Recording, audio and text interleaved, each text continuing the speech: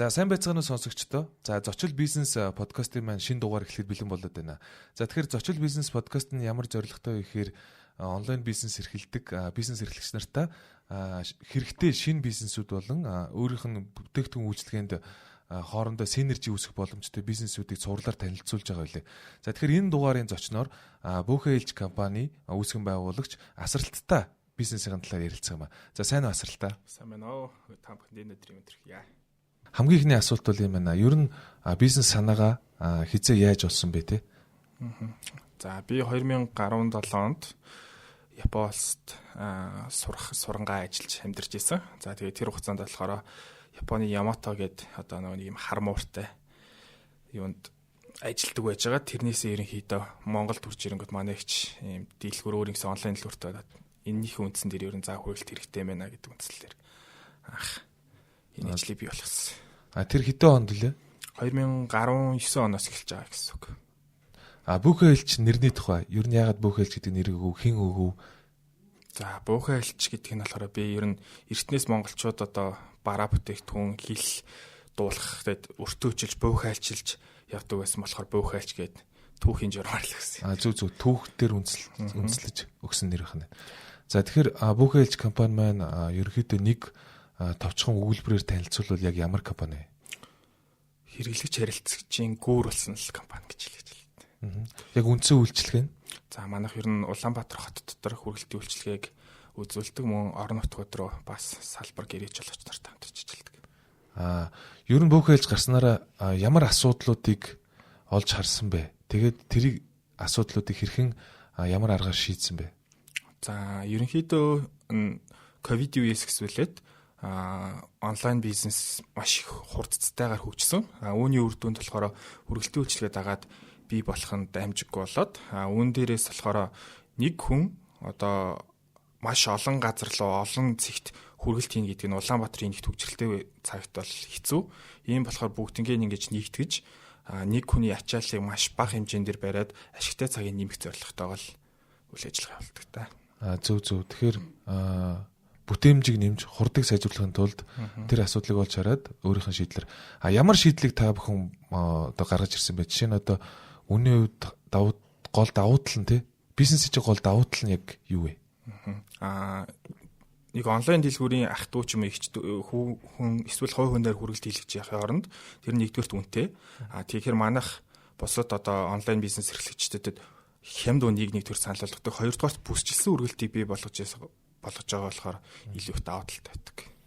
Одоогоор тав мэдээллийн үед ярил одоо ямар тоон үзүүлэлтүүдийг ойрын 2019 оноос хойш 6 жилийн хугацаанд одоо статистик ярил одоо За манайх 2024 онд 1 сая дахь хүргэлтээ ямарч байсан амжилттай гүйцэтгсэн. Энэ тэгэхээр Монгол Улсын хэмжээний 4-өөс 1 хүнд нь хүрч ажиллаж чадсан байна гэдэг статистик байна. Мөн дээрэс нь хэдэн харилцагчтай вэ? Ажилчны тоо хэд вэ? За манайх гэрээт болон үндсэн ажилтны нийлээд нэг 100 гаруй 115 орчим ажилтан байна. Харилцагчийн тоо болохоор нэг 800-аас 1500 хооронд хэлбэлцэлтэй байдаг. Тийм нөгөө үйлрэл болон одоо нөгөө бараа бүтээгдэхүүний зарагдах үеэс хамааруулаад янз янз гэдэг гэсэн үг. За ямар тээврийн хэрэгслэр хүргэж байгаа ерөнхийдөө? За манайх ерөнхийдөө намар 9 сараас эхлүүлээд 6 сар хүртэл ерөнхийдөө машинаар үргэлт хийдэг. Зуны цагт болохоор нэмээд мопед оруулж ирж хүргэдэг байна. Бүх үйлчтэй хамтарч ажиллахын тулд яах ёстой вэ? Шатарааллын дагуу хэлвэл. За та ерөнхийдөө манайхыг сонгоод хамтарч ажиллах болох юм бол бид нар нээлттэй хүлээж авна. Ерөнхийдөө биднэрт ямар төрлийн бараа бүтээгдэхүүнийг хүргэх шаардлагатай гэдгийг хэлэхэд л ер нь болно гэсэн үг. Процессын хувьд гэрээ хийгээд шатлууд багтай гэрээ тэгээд төлбөрөө төлөх. Ер нь гэрээ яаж хийдэг вэ? Төлбөрөө яаж төлдөг вэ? Харилцаж болохын тулд ямар нэгэн шаардлага хангах ёстой юу? За эхлээд шаардлагын талаар хэлчихье. Манайх болохоор одоо ингээд хуулиараа хориотой бүтээгдэхүүнүүд буюу нэг галт зэвсэг, хүүтэн зэвсгүүд тэгээд одоо масрал төрлийн бодис гэдэг мөнгө гэдэг ч юм уу тийм иймэрхүү юмнуудыг бол хүргэдэг. За дээрээс нь нэмээд хүнс болон хүн хүргэдэг байгаа. За тэгээд манайхтай хамтарч ажиллахад болохоор та манайх пэйжүүд болон 7707/2002 гэдэг дугаар руу залгаад хамтарч ажиллах хүсэлтэй хэлэнгүүт бид нар та бүхэнд цагийн нэмнээд гэрээг онлайнаар хийчих болно. Эсвэл та манай дээр танилцсангаа хурж ирээд гэрээ хийх боломжтой. Окей. За тэгэхээр хүргэлтийн үнийн хувьд олон нийтэд одоо зарлцсан байгаа бүтээгдэхүүнчлийн чинь үн хэд вэ? За манайх нэг хүргэлтийг 6600 төгрөгөөр нөөцтөгөөр хийдэг байна. Хугацааны хувьд за манайх ерөнхийдөө 24 цаг дотор хүргэнэгцэн заалттай байдаг. Одоо ер нь хүргэлтэн дээр ямар төрлийн одоо харилцагч нар их вэ? Жишээ нь яг импортын худалдаач дүү үндэсний үйлдвэрлэгч нар уу эсвэл одоо лангуу төрөлгч юм уу тиймэрхүү нэг баримжаа харьцаа хэд хэдтэй байдаг вэ? За ерөнхийдөө бол импортын бараа бүтээгдэхүүнийг борлуулдаг хүмүүс төлхөөдөг. Ягаад гэхээр манайх өөрсдөө үйлдвэрлэгч орон ер нь бол биш. Гэхдээ үндэсний үйлдвэрлэлийн газрууд байдаг. Тэр газруудтай бид нар бол хамтарч ажиллахдаа таатай дээрээс нь үүний хувьд уяат нөхцөл тавьж өгч болдог. За тэгээд ерөнхийдөө импортын барааны бүтээгдэхүүнүүд нь болохоор гэртээ хүүхдээ харж байгаа эмэгтэйчүүд ер нь төлхөө худалдаж авдаг. Дээрээс нь онлайн бизнес эрхэлж байгаа хүний ч гэсэн өөрөө яг тийм төрлийн хүмүүс байдаг. За би бас нэг юм сонирхолтой асуулт асуу гэж бодод байгаа. За хэрвээ танай компанид те 1 тэрбум төгрөгийн хөрөнгө оруулалт хий гэвэл ямар ажлуудыг хийхээр төлөвлөж байгаа вэ? Ойрын одоо зорилт тэн талаар ярил. За манайх яг 1 тэрбум гэдэг нь өөрөө жоохон хэцүү асуудал болчиход байна. Зөвхөн ерөнхий хэрвээ хөрөнгө оруулалт авал яг ямар хуу зорилго руу явна гэхээр бид нар өөрсдөө экосистемийг ерөнхийдөө бүрдүүлэе гэж бодож байгаа. За нэгсэндээ та онлайн бизнес эхлэхэд одоо ерөнхийдөө тулгын 3 чулуу гэж юм байдаг. E-commerce байна, хүргэлтийн үйлчилгээ байна. Тэгээд одоо нөгөө бусад банк болон банк бус зээлийн аппликейшнүүд гэдэг ч юм уу те ийм үндсэн 3 тулгын чулуу байна. Тэгэхээр энэ болгоныг нэгтгээд инкубатор шиг одоо тэгээд дөнгөж онлайн бизнесийг яаж эхлэхийн, яаж гадаадаас бараа бүтээгдэхүүнээ татаж авч сурахын. За тэрийг хүмүүст яаж хүргэхийн, маркетингийн тал дээр яаж ажиллах вэ те. За тэгээд маркетингээр борлуулалтаа хийгээд эхлэнгүүт нь хүргэлтийг яаж хийх. За эргээд буцаага тайлан тооцоогоо яаж авахын гэдэг ч юм уу те. Энэ бүх цогц системээр нь экосистем ер нь үүсгэх зорилготой ажиллаж байгаа. За одоо нөгөө хүргэлтийн бизнесийн талаар ерөөхдөө одоо нөгөө бас Хятадд Америкт бол нэлээд сайн хөгжсөн. Одоо бусад орнууд бол угаасаа хүргэлтийн дид бүтц бол нэлээд хөгжчихлөө. Тэгэхээр Монголд одоо хүргэлтийн одоо энэ дид бүтцийн хөгжүүлийг гэвэл одоо саад бэрхшээл нь яг юундаа байгаа гэж бодож байгаа вэ? Одоо ингээд хангалттай олон уг нь бол онлайн дэлгүүрүүд байна. Бараага худалдаа авахч нар нь бас байна. Хурдан хүргэж аммаар л байна шүү дээ. Тэгэхээр яаж одоо Хятад болон барууны орных шиг тий 3-4 цагийн дотор ч юм уу бараа бүтээгдэхүүн авах тийм болцоо хаанаас бүрдэх вэ? Тэрэн дээр ямар асуудлууд байгаа вэ? За нэгдүгээр одоо Улаанбаатар хотын замын төвчрэл гэдэг юм чинь бол шууд утгаараа нөлөөлнө. Дэлхийн одоо бусад улсуудын логистик буюу одоо энэ хүргэлтийн чиглэлийн энэ courier системүүд яаж явдаг вэ гэхээр ерөнхийдөө за хөгжиж байгаа тал нь гэх юм бол дроноор хүргэлт хийж гин, роботоор хүргэлт хийж гин. Тэгээд нөгөө нэг юугүй машинаар, жолоочгүй машинаар хүргэлтүүд хийж гин гэдэг ч юм уу ийм чиглэл рүү ерөнхийдөө явж байна. Энэ нь бол манай Монгол улсын хувьд бол арай болоогүй байгаах гэж бодож байна. Тэгээд миний хувьд манай компани ер нь барьж байгаа баримтлал нь болохоор өөр ашигтай нэг хүн одоо 5 шараас гисүүлээл офицер ороод нисэх ороод хойшоо 7 будал явахгүйгээр одоо энийг илүү үр бүтээмжтэй байлгахын тулд бүсчилж хүргэлт хийх нь хамгийн зөв шийдвэр юм а гэдэг байдлаар явж байгаа. За тэгээд Улаанбаатар хотыг манайх одоогийн байдлаар бол 35 бүсчлэлд хуваадаг. Тэгээд 35 бүсчлэлд нэг хүн ерөнхийдөө нэг 25-аас 35 хүргэлт хийгээд явна гэдэг нь өөрөө маш богино зайд явах боломжтой. Дээрээс нь одоо энийг одоо урт хугацаар нь харах юм бол магадгүй нөгөө нэг утааны эсрэг ч гэсэн тодорхой хэмжээнд нөлөө үзүүлж чадж байгаа гэж байна. Тэгэхээр яг нэг хүргэлтийн хувьд бас нэг зөвхөн одоо тээврээс гадна өөр асуудлууд хоёлаа ярилцъя л да. За тээвэр бол мэдээж замын төвчрөл эсвэл хурдан янз бүрийн өөр тээврийн хэрэгсэлтэй машин, дуугу, дрон гэд байж болж байна. Азиас Б хүртэл. Гэхдээ бас нөгөө Монголд бас нэг хүргэлт хийхэд өөр саад бэрхшээлүүд зөндөө тулгарч байгаа. Тэрнийхэн талаар ярил. Жишээ нь одоо нөгөө яг хаягийн зөрүүч гэдэг юм уу те. Энэ мэтчлэн маш олон одоо кейсүүд ямархуу кейсүүд үүсдэг вэ? Яг нэг хүргэлтэн дээр.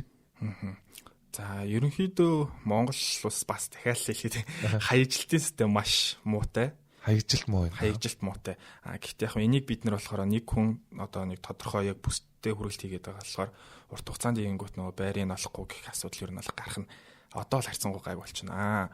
Манайханд одоо хэрэглэгчдэд ямар асуудал илүү гаргадаг вэ гэхээр бараа захиалчаад хаягн дээрээ байдгүй. Өөрөө байхгүй. Тийм. Дээрээс нь одоо нөгөө нэг өөр хүн захиалж өгсөн ч юм уу те. Тийм, өөр хүн захиалж.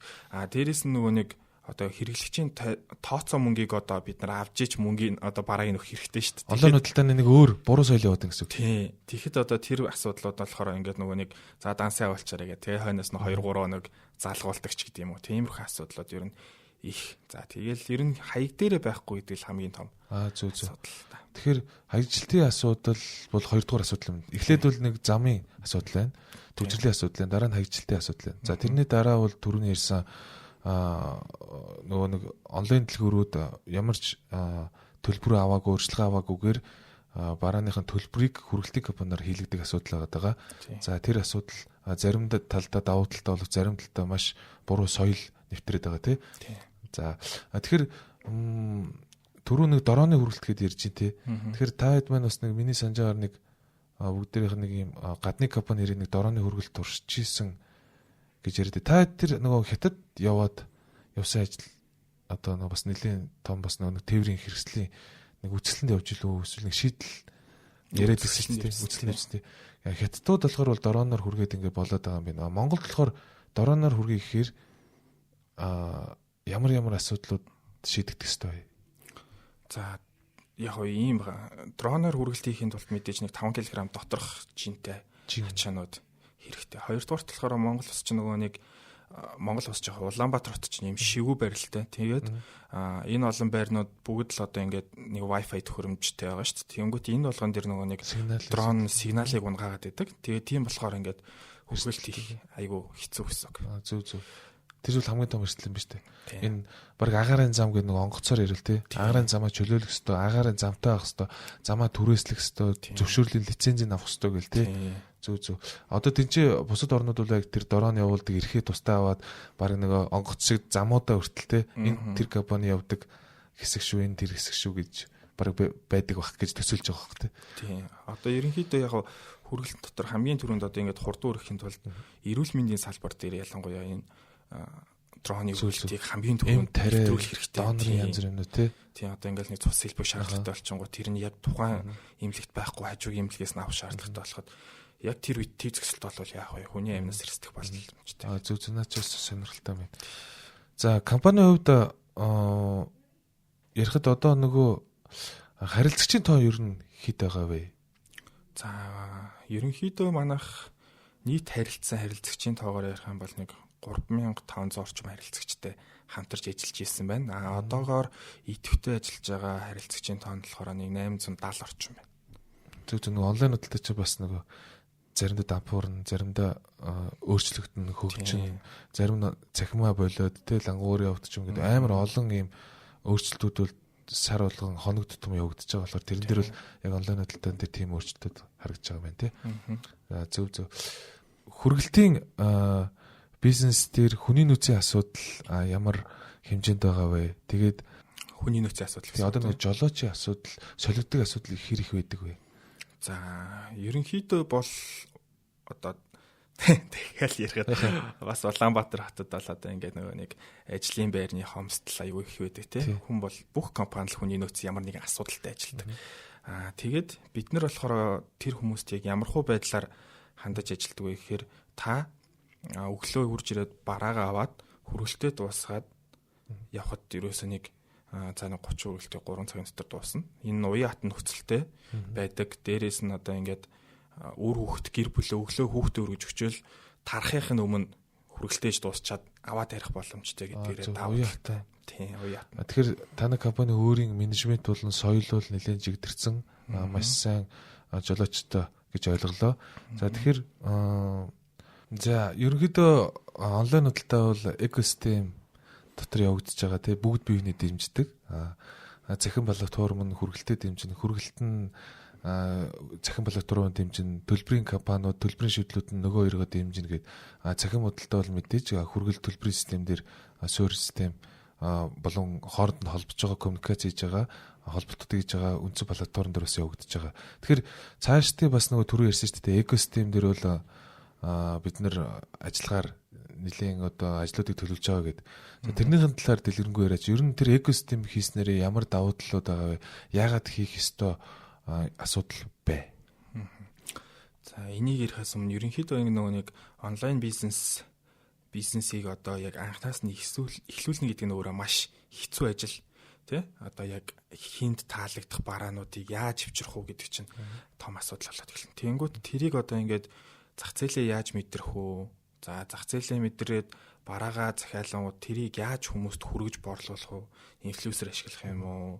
Пэйж дээрээ зөвхөн буст хийгээд яваад байх юм уу? Эсвэл одоо ийм FM ч юм уу радио гэдэг уламжлалт таргаар явах юм уу гэдэг ч юм уу иймэрхүү асуудлууд явна.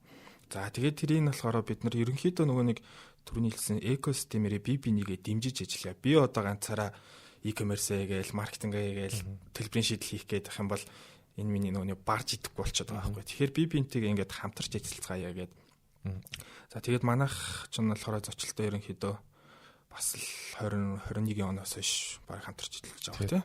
Төсөлийн 4 жил гардаг. Тийм. Тэгээд одоо ингээд яг зочлын e-commerce-аар одоо хүргэлтээ гаргадаг байх асуудлуудыг одоо ингээд ерөнхийдөө харилцагч нартай ярьж байна л та. За энэ нь ямар давуу талтай юм гэхээр нэгдүгürt Facebook-оор нөгөө нэг борлуулалт хийдэг хүмүүсүүд доор нөгөө утасны дугаараа бичээрэй гэдэг. Тэнгүү тэрийг яг ижил төрлийн бараатай болно. Эсвэл яг адилхан харагддаг ирнэ чанар муутай бараатай хүмүүс дугаарлан төрүүлж залахаар хаягийг аваад тий мэдээллийг хулгайлаад аваад өөрөө бараагаа зарчаад байна гэсэн үг. Тийм тэгээд бараагаа төрүүлж очиод одоо борлуулалт хийгддэг. Энэ өөрөө нөгөө нэг үндсэн яг бараа зарж байгаа дэлгүүрийн үнэлгээг нь доош нь татаад байна шүү дээ тий. Тэнгүүд энийг e-commerce дээр болохоор одоо ингээд сайтаар яах юм бол таны мэдээлэл ерөөсөө зөвхөн танд харагдана тий. Ийм нууцтай байдал бий болж чадна гэсэн үг. Тэгэхээр энэ дэр хүмүүст хандаж хэлэхэд бол битээ ийм интернет тий нөгөө өөрийнхөө дугаарыг тавьж чатаар постэр захиалаач ээ. Сайт руу н ороод эсвэл мессенжерээр нь ороод захиалгах хэрэгтэй илүү private. Тэр дотор маш олон заллин гэмт хэрэгүүд явах боломжтой. Зарим хүмүүсүүд дансны дугаарыг авчдаг, Facebook-ийн пассвордыг авчдаг. Мөн дээрээс нь түрүүний ярьсан хамгийн том жишээ бол өршөлтөгч компани төрүүлээд бараагаа зарч авчдаг. Тэгсээр нэ хариуцлага асуудал гарвал нөгөө хуучин үндсэн компанид холбогддог. Энэ хамгийн том асуудал тулгараад байна гэсэн үг юм байна. Тийм. За тэгээд одоо нөгөө нэг бараа бүтээгдэхүүний бас нөгөө нэг чанарын асуудал яригдаад эхэлж байгаа. Одоо үнэхээр хятадаас нэг 5-10 январ авчирсан бараагаа 50-60 мянгаар зараад идэг. 4-5 нуглан да. Тийм 4-5 байтхан нуглаад 10 дахин нуглаад байгаа хүмүүс байна л да. Байна тий. Байна. Тэгээд ийм одоо нөгөө нэг тэгээд тэр 5 оны бараа гэдэг чинь өөр ямар ч чанаргүй л бараа байгаа тий. Эргээд энэ Монголд орж ирэхэд одоо зүгээр л хог оруулж ирээд байх мөнгөөр бид нэр хог худалдаж аваад байгаа асуудлууд. Энийг одоо ингээд цэгцлээд за яг илүү чанартай бараануудыг яаж авах юм бэ? Тий. Буцаалтаа яаж хийх вэ? Тийм буцаалтыг яаж хийх үү гэдэг иймэрхүү асуудлыг бид нэр экосистемд осноор шийдэж чадна гэсэн үг. За мөн бас нөгөө хэрвээ тэх юм бол яг экосистем доторгоо компаниуд бүгдээрээ ижлэхэ бие биендээ мэдээлэл хуваалцаад нэг зорилготой болж эхлэхээр саяны гарч байгаа асуудлууд проблемууд аянда эхнээс ахуулаа шийдэгдээд явах нь шүү дээ. Тийм. Одоо энэ ерөнхий одоо яг миний бодоод байгаа зорилго нь ерөнхий тийм байгаа. За хамтарч ажиллацгаая. За тэгээд яг өөртөө чаддаг юм яг энэ систем дээр тултал нь эцгээе. Тэгээд эцсийн байдлаараа хэрэглэгч нь happy байдаг, бид нар ч happy байдаг ийм нөхцөл байдлыг бүрдүүлэх хэрэгтэй. Зөв. Одоо бид нар ялгаагүй зочилж гисэн хүн стартап бас онлайн худалдааны салбарт нэг тулгын 3 жилийн нэг дээр нь ажиллаж явж байгаа. Та хэд маань бас нэг хэсэг дээр нь ажиллаад явж байна. Тэгэхээр стартапын хувьд бол одоо ингээд бас 4-5 жилиг туулна гэдэг бол үндсэн бас бизнесмен бас нэг бижэд хүүхдээр яриулаад төрөөд хөлд ороод нэг бас нэг гүүчмээр штэ тий нэг одоо бол бид нар бол гүүх чадaltaй жинхэнэ одоо нэг хүүхд болж ин хөл гараа өдөрдөг болчлоо гэж харж байна. Тэгэхээр энэ экосистемийг одоо бий болгоход хитэн жилийн одоо чиний харж байгаагаар тий хүргэлт талаас харуул хэр хугацаа орох вэ? Энэ дэр яаж ажиллавал одоо компаниуд байна тий? Одоо ингээ манай компани, танай компани дээрээс нь төлбөрийн системийн шийдлүүд нийлээд яг нэг талдаа ороод экосистем хамтдаа хөгжүүлээд явах шийдэл бол байна. Энийг гэхдээ чиний хувьд бүгдээр яаж хийх ёстой гэж харж байгаа вэ? Хэдэн жилээр харж байна бас те? За эхний ээлжинд болохоор бид нэр одоо ингээд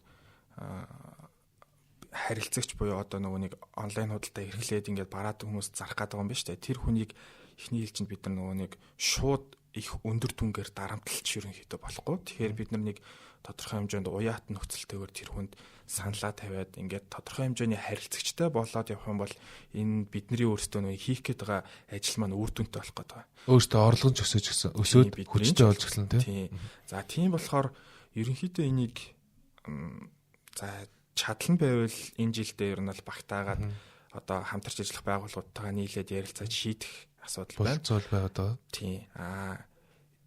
Ерөнхийдөө энэ асуудал нь гэхдээ нөгөө нэг ийм 3 өөр компани дээрээс нь туслахын гүйцэтгэгч одоо тэр инфлюенсер байна уу, маркетингийн компаниуд ч юм уу тий, постэр дизайн хийдэг компаниуд, оператор CRM энэ эдтэйгээ бүгднийг яг яаж эргэтгэж энэ одоо нөгөө нэг юмд хамтарч ажиллах вэ гэдэг зорилго нэгтэй нөгөө хоорондоо яг нэг ойлголцлоо грек контрактын төвшөнд ч юм уу тий, хамтрлын төвшөнд, хөрөнгө оруулалтын төвшөнд хийжүүл нэг жилийн дотор ч гэсэн хийж чадхад бэлэн байгаа гэсэн үг тий. Тий, ерөөсөө яг энийг ингээд ярилцаал санаа нийлсэн хүмүүсүүд нь ороод ирлээ гэх юм бол ерөөсөө л жилч гэхдээ 3 сарын дотор л бид нар за тэгвэл окей гэгээд тэгээ эхнийхээ хүмүүсүүдийг аваад за эхний манай одоо ингээд нэг 20 шин хүн байна. Энэ хүмүүсийг бид нар ингээд хөгжүүлээ жилийн дараа гэхэд бид нар үр дүнгээ яриад явах боломжтой гэсэн.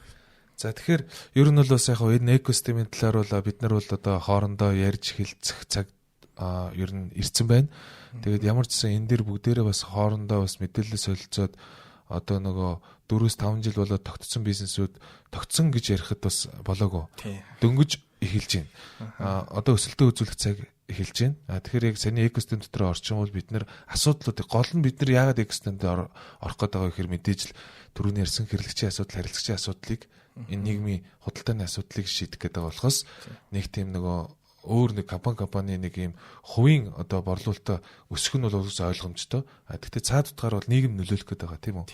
Тэгснээрээ бид нар гадаад зах зээлтэй холбогдож эхлэх боломж үснэ гэж ойлгож байна тийм. Одоо яг манайх одоо зарим манай ижил төрлийн үйл ажиллагаа явуулдаг компаниуд бол эхнээсээ ингээд гадны платформудтай хамтраад эхэлсэн байна. Гэхдээ энэ хүмүүс маань ингээд нөгөө нэг гадны компанитай хамтарч ажиллахын тулд тодорхой хэмжээний шалгуурыг тавих хэрэгтэй. Манайх ч өөрөө 3.5 сая хүнтэй. Тэнгүүд энэ одоо магадгүй хиттийн зүгээр нэг сумынх нь хүмүүсийн тоо олж тараад байгаа шүү дээ. Тийм болохоор чинь бид нар одоо ингээд бүхлээрээ ингэж нэгдэн нийлж ийж одоо ингээд илүү хүчтэй байгаад илүү зөв системийг бий болгоод ирээдүйн хойч үедээ ч гэсэн нөлөө үзүүлнэ гэсэн үг л дээ. За тэгээд ер нь бол өөр одоо тулгардаг саад бэрхшээлүүд ямар бэрхшээлүүд гэдэг вэ? Тулгарсан хамгийн том саад бэрхшээлүүдээс дурдвал за ерөнхийдөө эхний ээлжинд одоо манайх дөнгөж эхэлж байхад бол хүний нөөцийн асуудал бол үнэхээр хүнд байсан. Яг тэгэхээр тухайд бид нэр тэгж 35 бүсэлчлэхөө та 2 хүн бүсэлчлээ. 2 хуваагаа л аваад гардаг ч гэдэм үү. Тиймэрхүү асуудлууд байдаг. Тэрийг ард нь гарсан. За тэрний одоо бол ард нь гарч байна. За тэгээд одоо энэ нөгөө нэг тайлан тооцооны асуудлууд одоо татвар нийгмийн даатгалч гэдэм үү. Иймэрхүү асуудлууд манай дээр бас маш хүнд тусдаг. Тэгээд энэ асуудлуудыг одоо дээрэс нь энэ дээр яаж манах илүү хүнд асуудалд ороод ирэх гэхээр манай харилцагч нар бараагаа хэрэглэгчд өгөх үед нөгөө мөнгө авч байгаа шүү дээ. Тэр авч байгаа мөнгнүүд нь манай дансаар ороод гарангуут энэ өөрөө нөгөө нэг миний орлого юм шиг татвар нөөцийн алдалтай харагдаад идэг. Тэгэхээр энэ асуудлыг одоо шийтгэл зөв.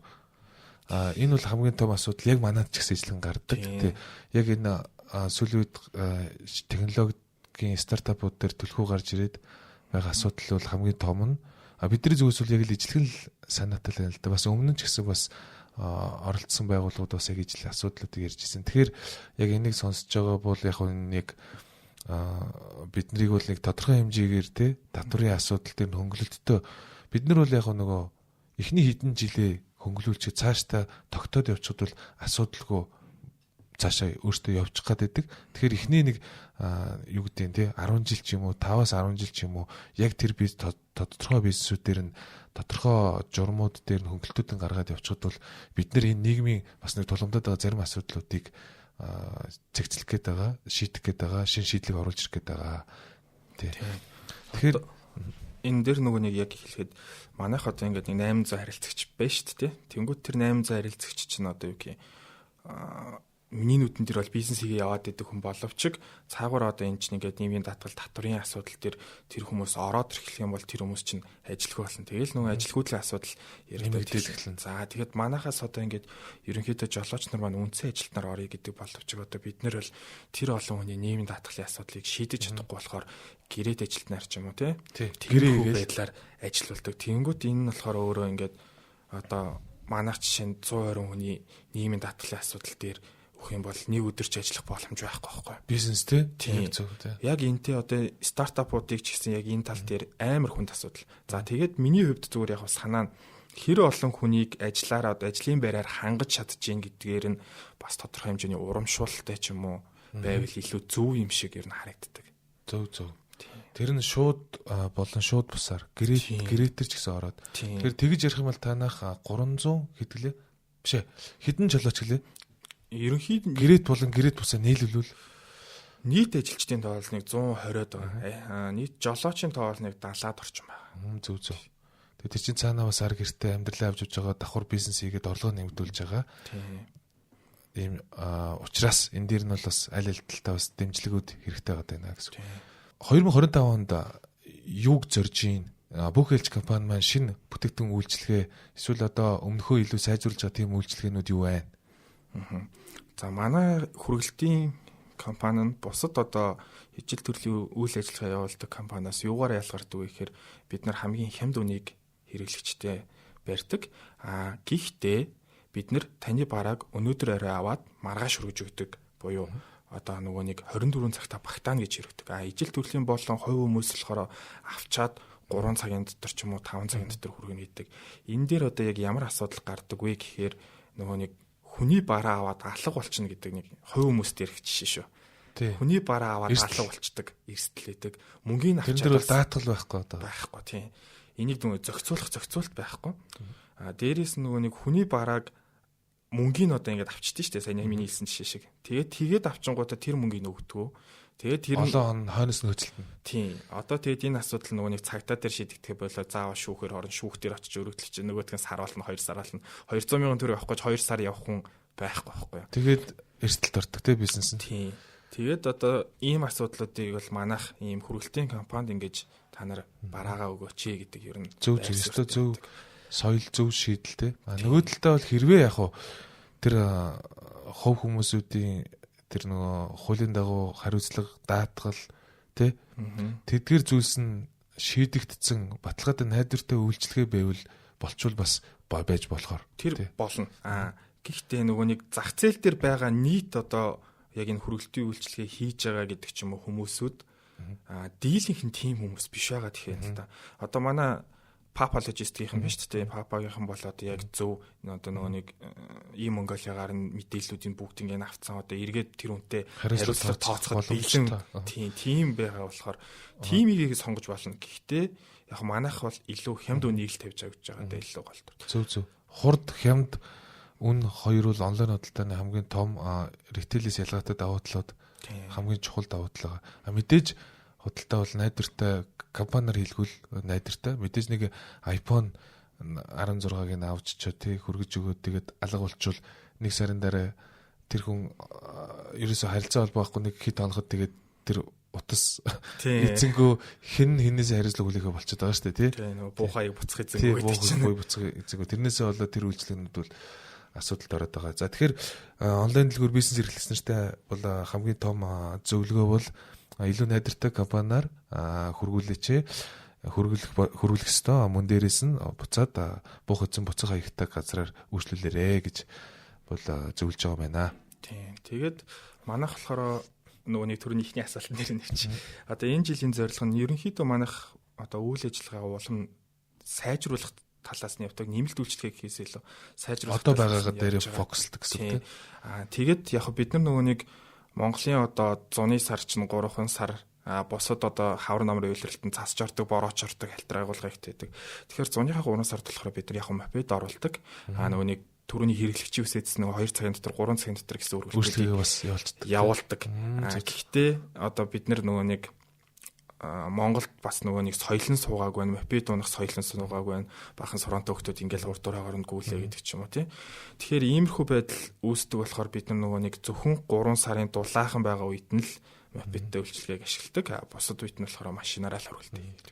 Зөв. Энэ хөргөлтийн компани хөгжснөөрөө хинт ашигтай гэхээр мэдээж худалдаа авахч мөн бизнес эрхлэгч нарт хамаагүй ашигтай болж эхэлж байгаа. Маш бага зардалгаар бизнесээ явуулж чадж байгаа. Мөн дээрээс нь худалдаа авахч бол өөрийнх нь үнэтэй цаг хугацаагаа хэмнэж дэлгүүр хэсэх цаг хугацаа за мөн дээрээс нь одоо цаг хугацаанаас гадна тэр чинь бас нөгөө одоо биеэрээ явж туулж очдөг болохоор тэр чинь маш олон эрсдлүүд бас тулахаас сэргийлж байгаа. Тэгэхээр бол хөргөлтийн бизнес хөгжих үл яалтчгүй зөв бид нар шиг бид нар бол тэгэхээр үнэтэй цаг хугацаагаа үнэлж сурмаар гэсэн үг шүү дээ. Тэгэхээр хүний дэлгүүр хэсэх 2 цагийн хугацаа хэр үнэтэй вэ те мэдээж 5,000 төгрөгөөс 6,000 төгрөгөөс илүү хэд их илүү үнэтэй байгаа. Энэ ийм үнцэн байгаа учраас л энэ хөргөлтийн бизнесийг бид нэр хөгжүүлэх тал дээр нь аль талтай бол ажиллагаан зүйтэй л гэж харж байна те. За ер нь яг төгсгөлд нь бас түрүү ярьсан те бид нар ингээд ийм соёлыг түгээх ёстой гэд тэрэн дээр яг өөрийнхөө үзэл бодлыг хэлээч. Ямар соёлыг түгээх ёстой юм бэ бид нар? Яг манай компани хувьд хөргөлтийн соёл гэдээ нэрлэдэг байгаа. За энэ соёлд юу байх вэ гэхээр нэгдүгürt захиалсан бол одоо яг захиалсан газараа тодорхой хэлсэн цагтаа байж ах хэрэгтэй. Хоёрдугаарт болохоор нөгөө юмыг цагийн тулгаж захиалдаг одоо болмоор байна тий. Баяр наадмын өмнө би яг маргааш наад дээлий чимсөө цагаан сараар хүнтэй залхах гэж юм тий. Эсвэл би яг энэ юмыг чинь аваад маргааш өглөө гэхэд би Солонгос гээд Америкс гээд энэ гэдэг ч юм уу. Иймэрхүү ийм асуудлуудыг ингээд хэдүүлээ зогсооё. Бас төлөвлөх ёстой байна. Төлөвлөлтөд хувийн зохион байгуулалттай баймар байна шүү дээ. За 3 дугаар болохоор тий одоо манай энэ хөргөлтийн жолооч нарыг одоо энэ зүгээр өөрийнхөө ажлыг хийгээд явж байгаа юм байхгүй тий. Тэнгүүт ингээл нэг юм дорд өнгөө исаар одоо яг хуучин одоо хүмүүсийн ярьдаг нэг юм цэвэрлэгч айгу муу ажил юм шиг ингээл бодогддог. Үгүй байхгүй энэ ч одоо ингээл үйлчлэгээний ажилтан тийм энэ чинь зүгээр өөрийнхөө ажлыг хийгээд явж байгаа. Өөрөөс чинь тийм ялгаатай хүн биш байхгүй. Хүн гэдэг утгаар нь харах хэрэгтэй. Тэгээд нөгөө нэг харилцааны соёл байх хэрэгтэй байна. Тийм харилцааны соёлтой баймаар байна. Дээрээс нь манай дээр одоо толгордог асуудал юм бол нөгөө нэг чиптэй хаалганууд амар ихтэй болсон. За. За тэгээд чиптэй хаалган дээр болонгууд хүн дагаад ороод гээд тий. Одоо нөгөө сүүлийн лифтнүүд нүртэл чиптэй болсон.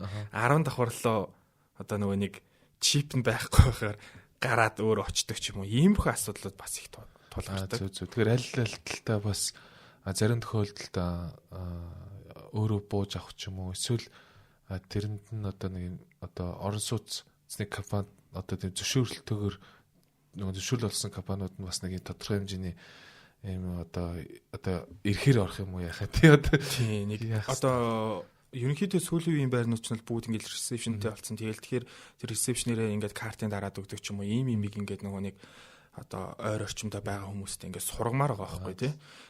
За манай зочил бизнес контентэд хүрэлцэн ирсэн танд баярлалаа. За тэгэхээр манай зочлын харилцагч болон мөн онлайн бизнес эрхэлдэг бүх хүмүүст хэрэгтэй мэдээллийг хүргэсэн гэдэгт итгэлтэй байна. Тэгэхээр цаашдын ажил үйлсэнд амжилт хүсье. За бүх ээлж компанийг хүргэлтийн үйлчлэгийг та сонгохыг хүсвэл мэдээж сүүлд одоо ямар одоо мэдээллээр холбогдох вүлээ тэрийг ярьчихдээ. За манайх болохоор бүх ээлж хүргэлтийн үйлчлэгээд пэйж утас байгаа. ebooks.com гэдэг веб утас байна. Тэгээд 77/7/2002 гээд манай операторуудтай холбогдчих болно. За баярлалаа. За баярлалаа. Амжилт хүсье. За амжилт хүсье.